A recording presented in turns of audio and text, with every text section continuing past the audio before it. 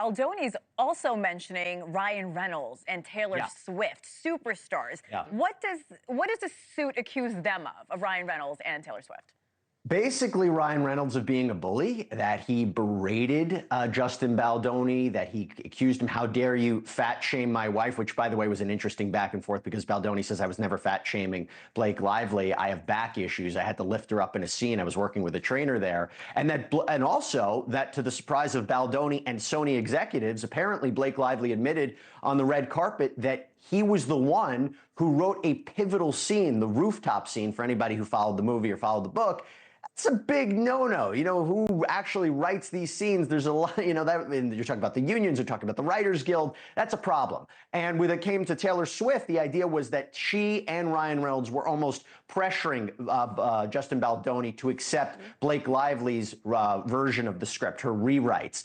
And again, I think what's also interesting, and I think might come up, you might say, well, if Blake Lively, who is an A-list star, she's married to Ryan Reynolds, she's friends with Taylor Swift, would she be in a position where she would, and I don't want to use the word allow, but could she be bullied by Justin Baldoni? I mean, does that make sense? And that's going to be, I think, a question that comes forward as this litigation progresses. Well, at a certain point, this is not helping either of their reputations. How do you recover from this?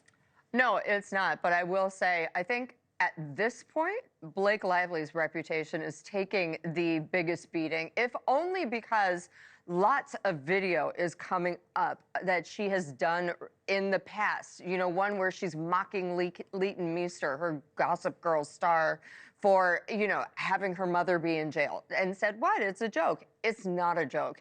So all this stuff is coming out. Also, all the stuff that Jesse mentioned, that is on tape. It's not going to look good for her. And you know, Justin has everything to fight for. His career, his company, everything is ruined. He got dropped from his agency. They don't want to deal with him. So he's going to press as long and as far as he can. And honestly, I think in the end, we'll have to run this by Jesse, but I believe there will be a settlement and an apology. Well, let's talk about that, Jesse. Baldoni is requesting a jury trial legally. What is the best case scenario? How could this end?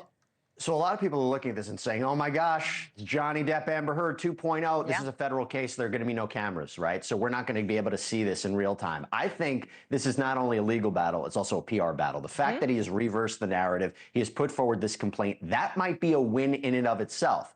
He might look for a settlement, and that might be a win. Would that be a win for Blake Lively? I'm not sure. But again, you know, every day, every week, the narrative changes about who to believe and what is actually happening. And look, there's a chance this might ultimately be settled. Maybe Ryan Reynolds does not want to be a part of this. This is not a great thing to see in the headlines. Ryan and Taylor both don't want to be a part of this, and Blake needs this to go away ASAP. All right, Jesse Weber, Paula Froelich, again, the story we all love talking about for some reason. Thank you so much, guys. And be sure to subscribe to the Scoop newsletter for the biggest stories in entertainment.